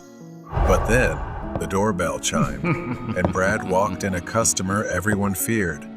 He was a huge man, weighing hundreds of kilograms. As he entered, a foul stench began to fill the air in the shop. He shuffled over to a table in the corner and ordered a few of our largest deep dish pizzas. Tonight was no different, except for the small cooler he brought with him. He placed it on the table with a thud that echoed through the shop. I asked him, "What's in the cooler, Brad?" He grinned at me, revealing yellow teeth, and said it was just some sides he brought along. We don't really allow outside food to avoid any trouble, so I just told him not to make a mess. He took out his food and started eating. Even from where I was, it looked disturbing the way he ate. Even from that distance, I could hear the slurping, the chomping, the way he devoured the food like a man possessed. When I finally mustered the courage to bring out his first pizza, the stench hit me. It was emanating from his cooler, like something rotten. Inside the plastic bags were chunks of meat. I told him he couldn't eat, that it must have gone bad. Then he suddenly took out a grayish lump and started gnawing on it. With relish, it looked like raw meat. As the hours passed, things got more unsettling. He kept ordering pizza after pizza, his appetite seemingly insatiable. The few remaining customers fled in horror at the sight of Brad. For a brief moment, I thought he was finally done, but he wasn't. He motioned for me to come over, his face glistening with grease and sauce, making my skin crawl. He held up the bag of meat and asked for it to be warmed up. I stepped back, feeling uneasy, but agreed and put it on a tray. I hurried it over to the microwave. The stench filled the kitchen as the microwave started. When it beeped, I hesitated to open it, terrified of what I might find inside. As the steam cleared, I saw an unmistakable shape among the chunks of meat. It was a human ear, shriveled and grotesque. I panicked. I was about to call the police when I heard a scream from the dining area. I rushed out and found Nana, my assistant, clutching her arm, blood streaming down it. She was trembling with pain and fear, saying that Brad had bitten her. I looked over to where Brad had been sitting, and for some reason, he was lying on the floor amid a mess of leftover food. Brad was gasping for air. His shirt had torn open, and his belly was distended in a grotesque way. The buttons on his shirt were slowly popping open. He still tried to crawl toward another slice of pizza, but something was wrong. His belly was swelling, looking like it was about to burst. He collapsed, face first into the pizza, his body convulsing once before going still. His last words were, "So hungry," which sent everyone in the room screaming in terror. I called the police and asked them to handle the situation with Brad. His death was officially ruled as natural causes due to overeating, but I knew the truth. What he had been eating was likely far more horrifying. A lot happened all at once. My shop had to close for several days, and every time I think about it, I feel a chill of horror. Whispers from the trunk of the car. It was a beautiful sunny afternoon. I was walking through my small town, enjoying the fresh air and getting some exercise as usual. The streets were quite empty, which was normal for this place. As I turned onto a quieter street, I saw him, a man standing by the sidewalk. He wore a baseball cap, a white shirt tucked in messily, and a pair of ripped jeans. At first glance, there was nothing strange about him. The man approached me slowly, his steps unhurried, as if he had been waiting for someone like me to pass by. My heart started to race, though I tried to keep my expression calm. He started making small talk, asking for my name, my phone number, and whether I lived nearby. I began to feel uneasy. He was too friendly, asking questions too quickly, as if trying to pry information out of me. I gave brief, vague answers, avoiding any personal details, but he persisted. I was alert, clutching my phone and the ring on my finger, a gift from my grandfather that I cherished. Then came the question that sent waves of anxiety through me. He smiled and asked if he could give me a ride home, saying he'd be happy to get to know me and chat. I responded, trying to keep my voice steady. No thanks, I'm fine. I can walk on my own. I continued walking, my mind swirling. Something about him made me uneasy, though I couldn't pinpoint why. I didn't want to appear rude or draw attention, so I kept my pace steady. Just when I thought the encounter was over, he called out to me again. "Hey, come over to my car. I want to show you something in the back." His words were casual, but enough to make me pause. I hesitated, but then a thought crossed my mind. What if he was one of those YouTubers pulling a prank or filming hidden camera content? I decided to take the risk, but stayed cautious. I followed him to his car, which was parked nearby. My steps were slow, and my eyes stayed on him the whole time. He walked to the front of the car, grabbing something like a cloth, and told me to wait a moment while he opened the trunk. But he kept fumbling with the controls, like the car wasn't his. Suddenly, from inside the car, I heard a faint sound, like a quiet cry for help. If I hadn't listened closely, I might have missed it. I took a slow step closer. Without thinking, I pressed the button beneath the trunk to open it. What I saw inside made my blood run cold. Inside the trunk were a girl and a boy. They were both tied up, their eyes wide with terror. They looked at me with desperate fear, and it filled me with both horror and rage. I couldn't believe what I was seeing. The man didn't notice that I had opened the trunk. I turned to face him, and without thinking, I charged forward, my fist landing squarely on his face. I demanded to know why they were there. The man staggered backward, clutching his nose, mumbling something about selling organs. I punched him again and again, trying to knock some sense into him. Each punch was fueled by the thought of what could have happened to those kids and what might have happened to me. Finally, he collapsed, dazed and bleeding on the ground. I didn't waste any time. I ran to the trunk and untied the ropes around the kid's wrists and ankles. I pulled out my phone and called the police. The whole time I stood guard over the man, making sure he didn't get up or try to run. I reassured the kids, promising them everything would be okay. The police arrived and cuffed the man. He paid the price sentence to 37 years in prison for kidnapping and attempted murder. As I sit here, reflecting on that day, I think about what could have happened if I hadn't acted. I would have been just another victim, another name on a list of people who didn't survive. I am grateful. I trusted my instincts. Escape from the terrifying truck.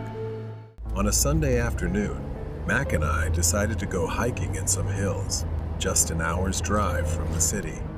The hill we chose today had a fairly simple trail, not too steep, and when we reached the top, everything felt peaceful, just like any other time we had gone hiking. After a short rest, we started heading down, but just 10 minutes later, Mac began complaining about the rough path. He wanted to take a different trail down. I hesitated but eventually agreed. We hadn't seen another soul since we started our descent. Then we heard the sound of an engine. A rusty, heavy red truck was coming toward us. The man driving rolled down his window and flashed a smile that seemed friendly enough, but something felt off. He offered us a ride. Mac, always trusting, thought the guy seemed nice enough. I wasn't so sure. Mac begged and convinced me to get in, saying it was only a 10-minute drive. I was cautious, but I got in with him. Inside, the truck was shabby but clean. As we settled in, I instinctively started scanning my surroundings. My eyes were drawn to the floor, where I saw a coil of rope behind the driver's seat. Unease began to creep in. 10 minutes passed. We were no closer to the main road, and the woods around us grew denser. I asked the man how much longer it would take. He said we were just taking a different route and that we'd have to stop somewhere to pick up his stuff. We stopped in front of a small cabin, hidden deep in the woods.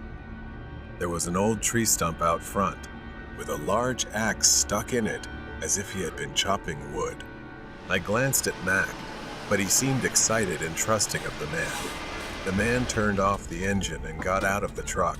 He said, "Stay here. I'll be right back." As soon as he was out of sight, panic started to rise within me.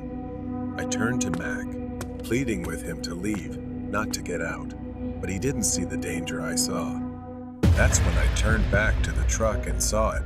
Half hidden under the driver's seat was an axe. Dark stains covered the blade stains that could only be blood. I quickly told Mac to look. He froze, his face turning pale as he realized the danger we were in. Without another word, we bolted into the forest, fleeing the imminent threat. We crashed through the thick underbrush, not caring where we were headed as long as it was away from that cabin, trying to stay on a trail to avoid getting lost.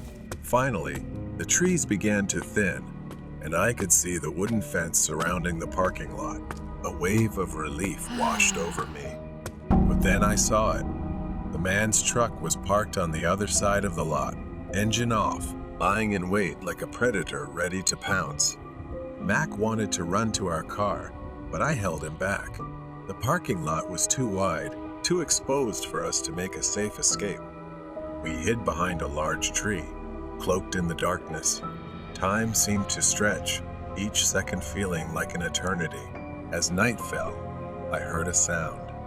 The truck's door creaked open. The man climbed out, glancing around the forest once more. Mac made a mistake. He stepped on a branch, causing a snap. The man noticed and lingered for a moment, then started walking toward a nearby tree. We covered our mouths, hearts pounding, afraid to breathe or move as he came dangerously close to where we were hiding. Just then, a forest ranger approached the truck. The man seemed startled or afraid of being caught, so he quickly returned to his truck and drove away. As soon as he was gone, we bolted to our car, not stopping until we were inside with the doors locked. We sped out of there as fast as we could. That night, we drove in silence. The danger was behind us, but the fear lingered. As we finally returned to safety, I couldn't help but think about what might have happened if we had stayed in that truck any longer. When we got back, we reported the incident to the forest rangers so they could investigate and warn other hikers to be more cautious. The last ride. I had been driving for Uber for about 6 months, mostly at night. The pay wasn't great, but the quiet streets and dark city made it tolerable. People always had their own stories to tell, and most rides were uneventful. Drunk passengers, late-night partygoers, or quiet workers returning home. But one night changed everything. It was a Friday, a little past 1:00 a.m. I was sitting in my car, parked near the downtown area, waiting for my next fare. The streets were mostly empty, a light mist hanging in the air. My phone pinged with a new ride request. The pickup was in an isolated area on the outskirts of town, where the streetlights were few and far between. I hesitated for a moment, but accepted the ride. As I drove through the quiet streets, the mist thickened into a fog, making it harder to see more than a few feet ahead. The GPS directed me down a narrow, winding road, surrounded by trees on both sides. I glanced at my phone. Destination: a spot marked only as unknown road. The location seemed remote, almost too remote, but I shrugged it off. People lived in weird places all the time. When I pulled up to the pickup location, there was no house, just a dirt path leading into the woods. I waited, glancing nervously at the trees, their branches looming overhead like skeletal fingers. My phone chimed again, a message from the rider. "I'll be right out." I watched the darkness, waiting for someone to emerge, but minutes passed and no one appeared. Just as I was about to cancel the ride, I saw movement. A figure stepped out from the fog, walking slowly toward the car. My headlights illuminated a tall man, wearing a long, dark coat. His face was hidden in the shadows, but something about him felt off. He opened the back door and slid into the seat without a word. "Where to?" I asked, trying to mask the unease creeping into my voice. The man didn't respond right away. After a long pause, he said in a low, raspy voice, Just drive. Every instinct in my body screamed at me to cancel the ride and get out of there, but I didn't want to make a scene. I started the car and pulled away from the curb, glancing at him in the rear-view mirror. He was staring out the window, his face still obscured by the shadows of the back seat. As I drove, the fog thickened, making it hard to see the road ahead. The man remained silent, his presence heavy and unsettling. Every now and then I'd glance in the mirror, and he'd just be sitting there, motionless. The tension in the car was suffocating. After a few minutes, I broke the silence. "So, where exactly are we going?" The man slowly turned his head to face me. His eyes met mine in the mirror, and I felt a chill run down my spine. We're going home. He whispered. My hands tightened on the steering wheel. "Who's home?" He leaned forward, his face now partially visible in the dim light of the dashboard. His skin was pale, almost gray, and his eyes were hollow, empty. Yours. He said, his voice barely above a whisper. A wave of terror washed over me. I slammed on the brakes, the car screeching to a halt. My heart raced as I turned to confront him, but the back seat was empty. The door was still locked, and the fog outside pressed against the windows like a living thing. I sat there, frozen, my breath coming in short, panicked gasps. I checked the mirror again. Nothing. I turned in my seat, but the back seat was completely empty. The man was gone. Shaking, I grabbed my phone and checked the ride. The request had vanished, as if it had never existed. There was no record of the trip, no rider profile, nothing. I sped away from the spot, the fog swallowing the road behind me. When I got home, I locked every door and window, my hands trembling as I did so. I don't know what I encountered, but the image of the man's sunken eyes and his cold words echoed in my mind and seemed impossible to forget. I never drove for Uber again after that night, and every time I pass by that isolated road, I feel a cold dread settle in my chest. Somewhere out there, the man in the dark coat is still waiting for his next ride. Clown impersonator.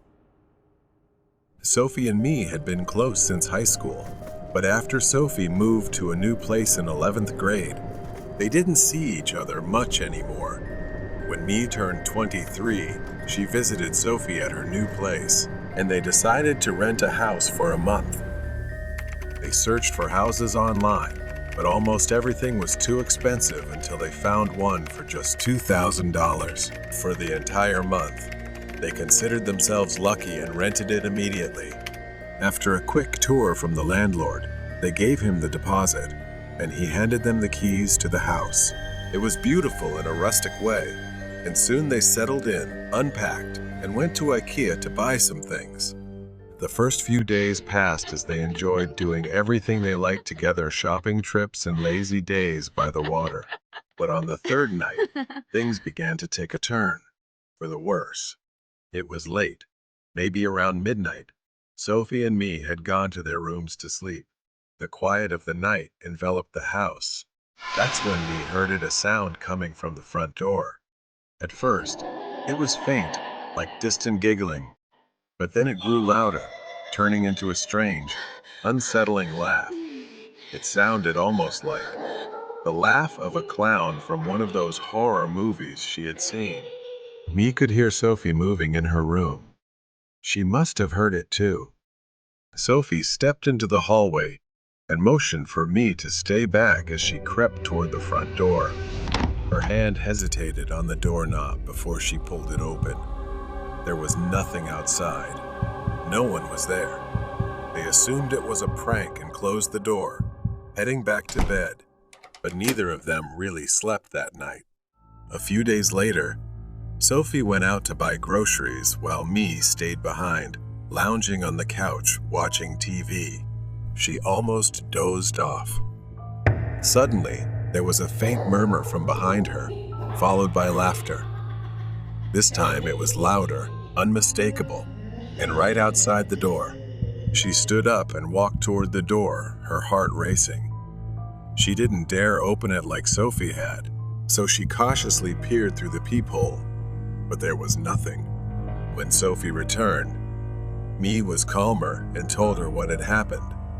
At first, Sophie dismissed it, but me could see the tension in her face. Not long after, they heard the strange laughter again, but this time, there was something else, a scratching sound, like metal scraping against wood. Then a voice, "Police, open up." Sophie looked at me, her face pale, and then grabbed a knife from the kitchen, cautiously approaching the door. She barely cracked the door open to peek, and her face went dark. Standing there, in the dim light of the porch, was a tall figure dressed in a clown costume. His face was painted like a clown, but the colors were patchy and uneven, disturbingly smeared. In his hand, he held something, a pair of oversized scissors. He wore a terrifying grin, the painted lines stretching unnaturally wide across his face. Me screamed as Sophie reacted in a split second, flailing her arms defensively, striking the clown. He staggered backward, stumbling, and fell with a painful groan. They turned and rushed straight down to the basement, slamming the door shut and locking it. The basement was damp and cold, the smell of mildew making the air even more stifling. They panted, listening to the heavy footsteps of the clown above. Sophie fumbled for her phone and called the police, her voice trembling as she tried to explain what was happening. But while she was speaking, me noticed something strange in the corner of the room. There was a trash bag hidden in the shadows near the old furnace. Me cautiously approached it, hesitating before opening it. Inside was a human hand. Me screamed. Sophie saw it too, her eyes wide with shock, frozen in place. Suddenly, they heard police sirens. The banging from the clown stopped, and me could hear the police shouting, "Hands up!" Minutes later, the police told them it was safe to come out. When they stepped outside, they saw the true face of the clown as his paint had started to run. It was the landlord. The police told them he was a con artist, someone who rented homes at low prices, only to return and kill the tenants. Me remains haunted by that wooden house and the moment Sophie saved her life. But she also cherishes the beautiful memories they shared together during the fun, challenging, and dangerous times. The uninvited guest. Ava and her fiancé, Jay, decided to host a dinner party to celebrate his mother's recovery. The house was bustling with final touches on the decorations, ensuring everything was ready. She had hired a server to assist her in serving their family and friends. The server arrived on time as scheduled. As soon as he walked in, Ava noticed an unpleasant odor coming from him, which made her uncomfortable, especially since he would be preparing food for her family, but she forced a polite smile. As the server unpacked his utensils, he kept glancing at Ava, asking for her opinion on spices, telling her to taste the food and seeking her input on presentation. But she politely said she trusted his taste, as he was the chef after all. Soon it was 5:45 p.m. Guests were about to arrive, yet he was still there. After reminding him twice, she bluntly told him she needed him to finish everything and be out by 6 o'clock. He apologized, claiming her oven wasn't maintaining the right temperature, a problem Ava had never encountered before. As guests started arriving, the server finally began packing up his things. But instead of heading to the door, he suddenly walked toward Ava's bedroom. Ava, confused and worried, called after him and asked where he was going. He mumbled something about needing to change clothes. Feeling uncomfortable, she told him there was another bathroom outside, but he ignored her and went inside, locking the door. Ava found Jay and explained the strange behavior she had noticed from the server. Together, they went to the room and demanded he come out. When he appeared, he was wearing a t-shirt and jeans, but his expression darkened. "This isn't your house." Jay told him that he was Ava's fiancé and they lived there. The server went berserk, screaming about how Ava had seduced him, babbling nonsense that she couldn't understand. Then, he rushed into the kitchen, throwing food out of the fridge and onto the floor without hesitation. He screamed obscenities, his face twisted with rage. Jay had to call on his two brothers to forcibly remove the server. Fortunately, the party still proceeded as planned. Around 5 a.m., Ava woke with a start to the sound of a door creaking open. She nudged Jay awake, whispering that someone was inside the house. He tried to reassure her, saying maybe his brother had forgotten something like his wallet. But then, the noise grew louder, coming from outside. Jay told her he'd check it out while she should hide in the closet and call 911. Before she could dial, a familiar, disturbing voice echoed through the room. She stepped into the living room and saw the server, shirtless, his eyes wild with madness. He lunged at Ava, but Jay blocked him, holding him down while she called the police. Jay warned the server, "The police are on their way," but the server just smiled. "I need to make sure she's okay and unharmed." Jay stayed between them as Ava climbed out of the window. The server broke free from Jay's grip and ran into the kitchen. Just in time, when the police arrived, the server was in the kitchen, swinging a knife wildly. He ignored the police's orders to drop the weapon, forcing them to subdue him with a taser. The police searched the entire house, finding nothing unusual except one thing. Ava suddenly remembered that he had gone into her room. Upon checking, she realized some of her clothes and personal items were missing. Afterward, Ava and Jay cleaned the house, discarding everything the server had touched. They replaced all the kitchen items and made the house feel like home again. The server was sentenced to 3 years in prison, but the trauma and violation he caused still haunted Ava. She was grateful, though, that Jay had stood by her and protected her, helping her recover from the emotional ordeal. The girl in the red dress.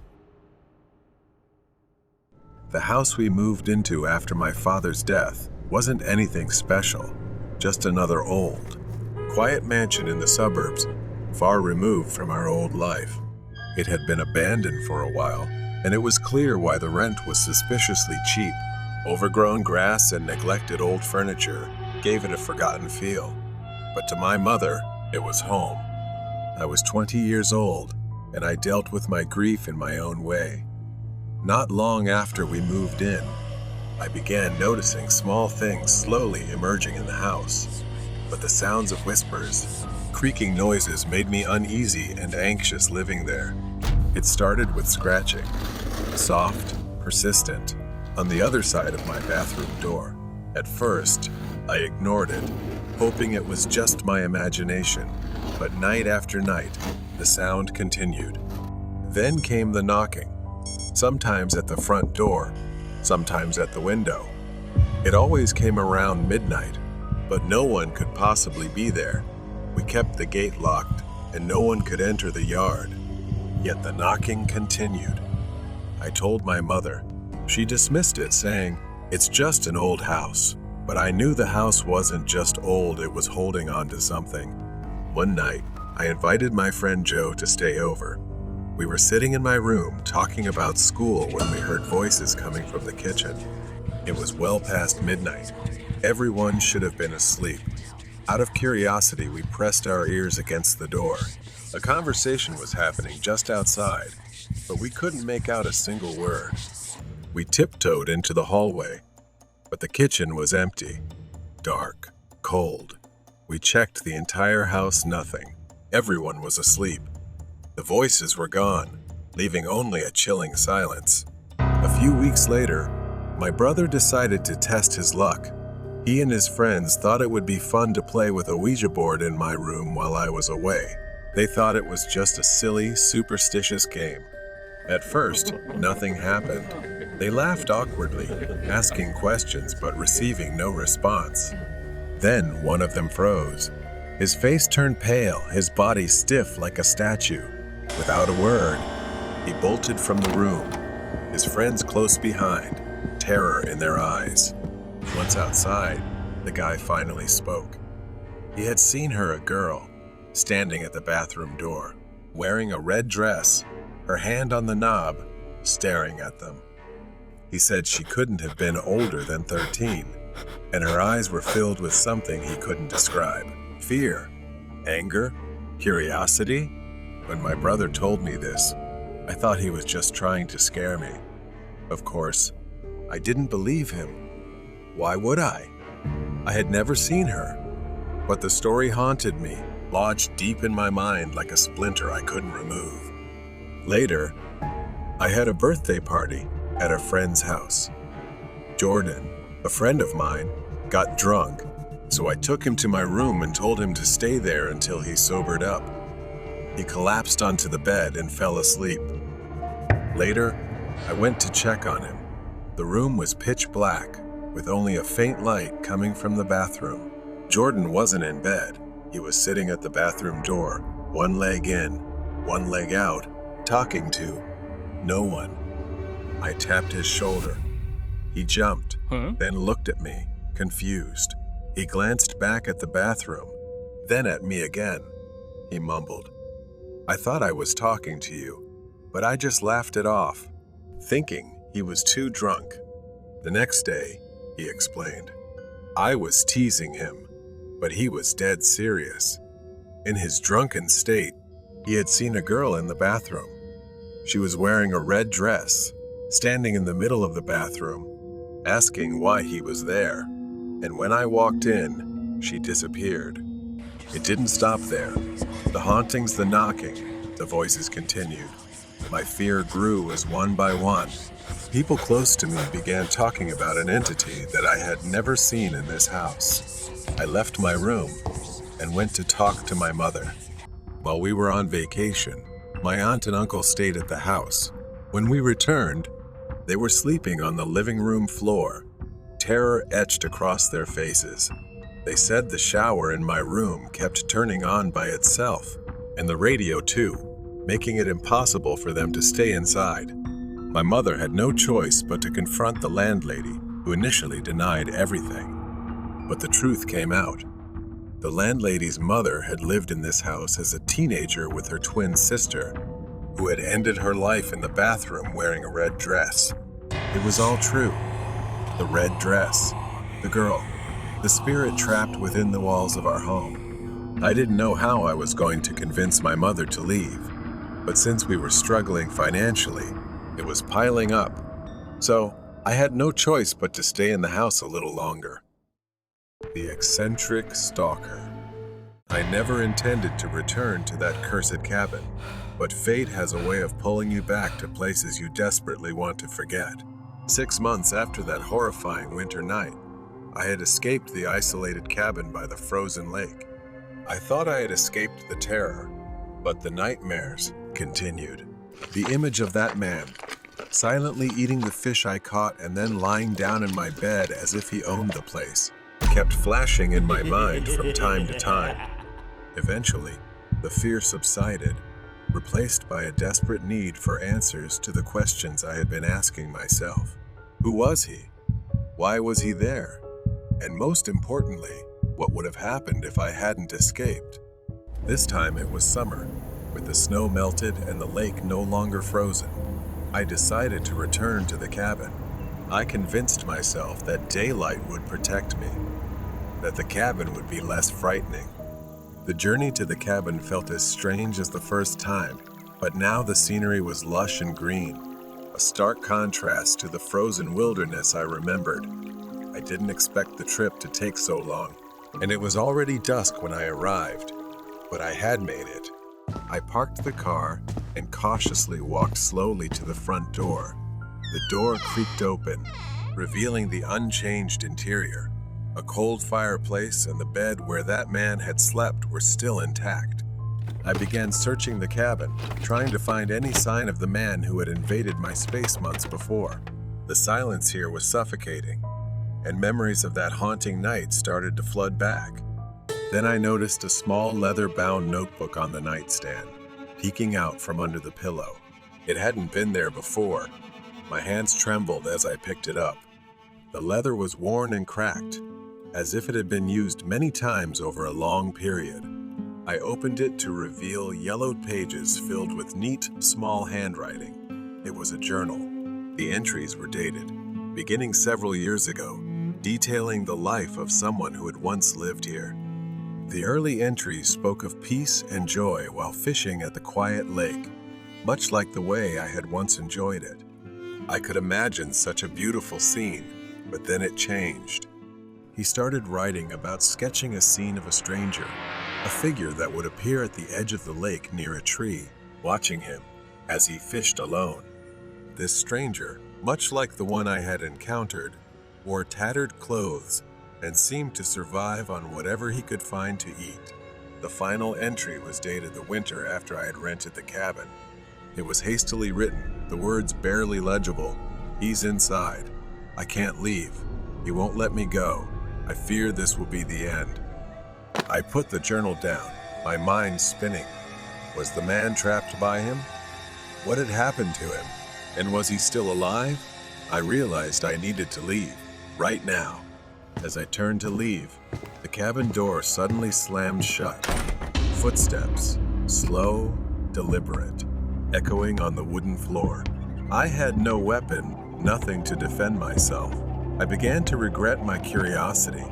I backed into the corner, the same corner I had hidden in months before. The shadow gradually revealed itself. Who was it? The man from the journal or someone else? I couldn't be sure, but he seemed more sinister. I pressed myself against the wall, knowing I might have no escape. The man stepped closer. He was very near, and then his eyes met mine. I felt like my life was about to end here. I braced myself for the worst, but then he did something unexpected. He reached into his coat and pulled out the journal, handing it to me with a trembling hand. I stared at the book, then back at him. His eyes softened, pleading. It was as if he wanted me to take it. I reached out, my hand shaking, and took the journal from him. As soon as it touched my hand, it was like a hallucination. The man's form began to fade, disappearing, leaving only his eyes, glowing with sorrowful despair, before they too vanished. I didn't know what was happening anymore. I stumbled toward the door with the journal in my hand. As I stepped outside, I glanced back one last time. The cabin was silent, empty, but the feeling of being watched was gone. Then the unease returned. I didn't stop running until I reached my car. I drove straight into town, straight to the police station, ready to tell them everything. A week later, the police informed me that the man in the journal was indeed the previous tenant, reported missing months ago. His body has yet to be found. The authorities boarded up the cabin, declaring it unfit for habitation. It was placed in a restricted area. I just hope that, unlike me, no one will return seeking answers. Because you never know, it could be the last day you live.